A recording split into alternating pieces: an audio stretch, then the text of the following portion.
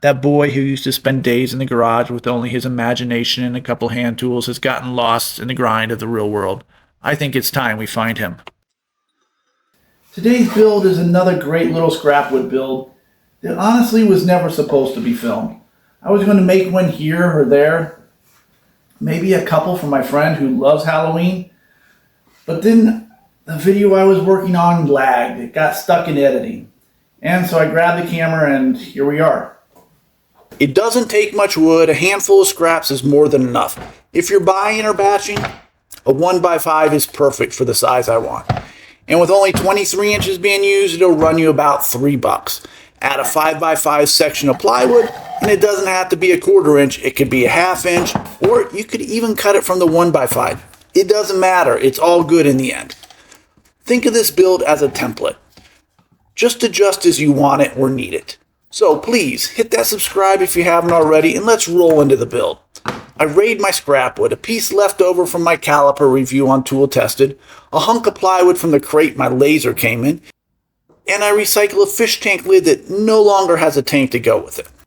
And if you go that route, seal it. Seal the crap out of it, then seal it again. It will cup and it will bow. That moisture in the fish tank, yeah.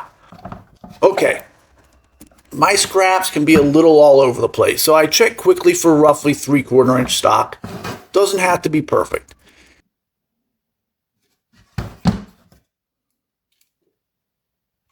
And the plywood comes in a 1/4 inch. Again, I'm not sure the plywood was a perfect choice here. I could have easily gone a 1/2 inch or some of the 1x5. So this ugly cut up leftover I have is exactly 4.5 inches. So that's our first piece of 1x5. And that first cut looks like it's going to fall perfectly at 5 inches. Dumb luck here.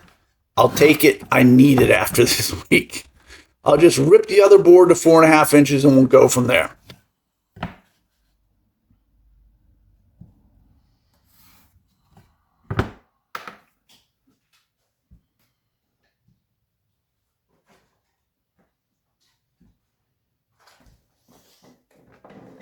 Raise a blade and let her rip. I ripped from both sides though, if you noticed. After looking at the knots, I tried to work around them a little, so they didn't fall right onto the cut lines. I really don't like that look, and I always try to avoid it when I can.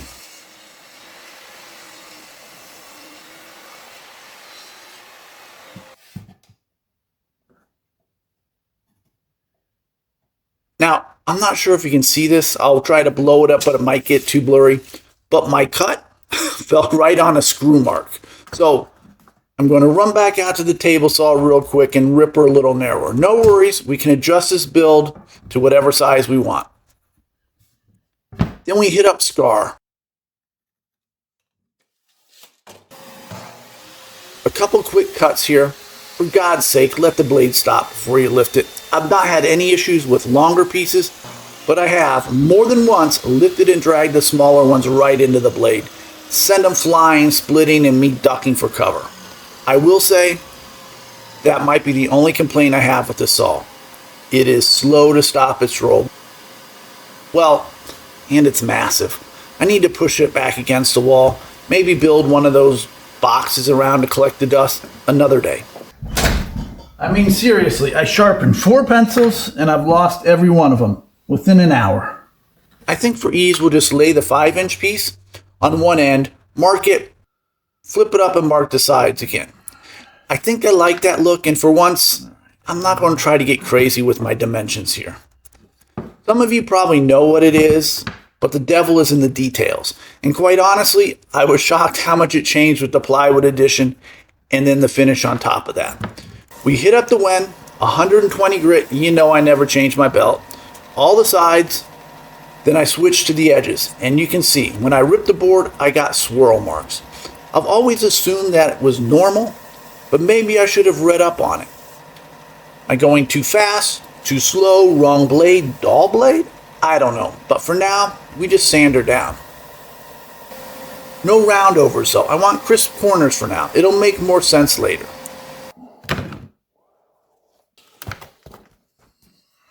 And then it's glued, tight bond OG, faster set time than the cheapest of the 3. One of the great parts about having a YouTube channel is all of you, the viewers. The ones who comment and say things like, hey, don't use brad nails here. Get a pin nailer. I did, and thank you.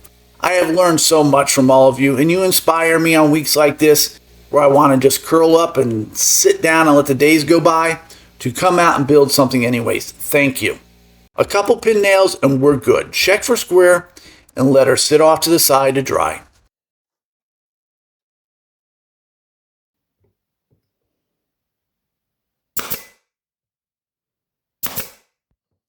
Okay, the plywood.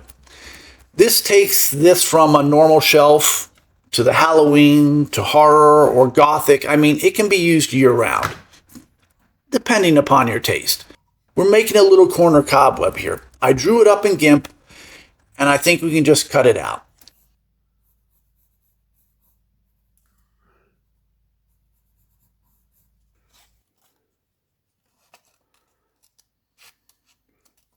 Glue on with some removable glue. Link in the description if you've never seen it or used it. It's great stuff.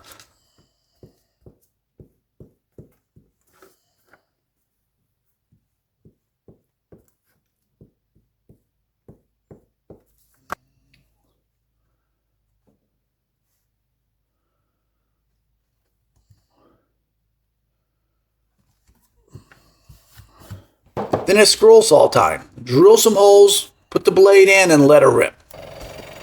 The easiest thing to do by far would just be to let the laser do it. But I haven't used my scroll saw in a bit and I wanted to give her a try.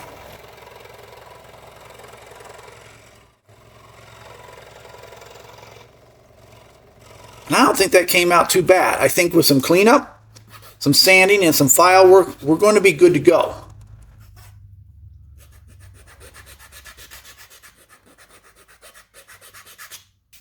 And then I noticed all the little pieces breaking away. But I'm still not worried. I got Durham's Rock Hard Water Putty. I think we can patch her right up and sand it out.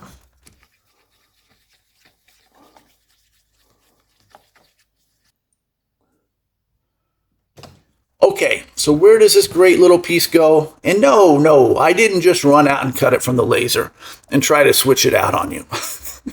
I mean, okay, I did. My scroll saw skills, not that I ever had any, are way out of practice. And I didn't think it was good enough to even give away to my buddy. Especially to him. He would never let me hear the end of it. Okay, so I cut it real quick with the laser. Some glue and some clamps.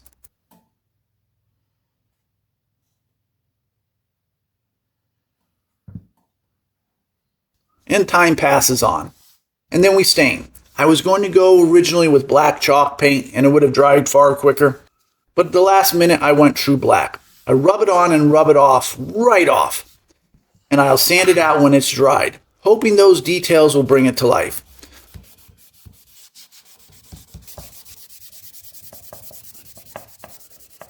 The next morning, that would be this morning actually, I sand out the edges.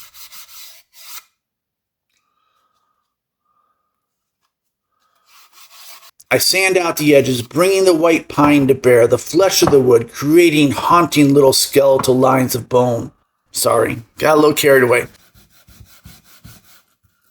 And here we are. Honestly, this came out just the way I had envisioned it.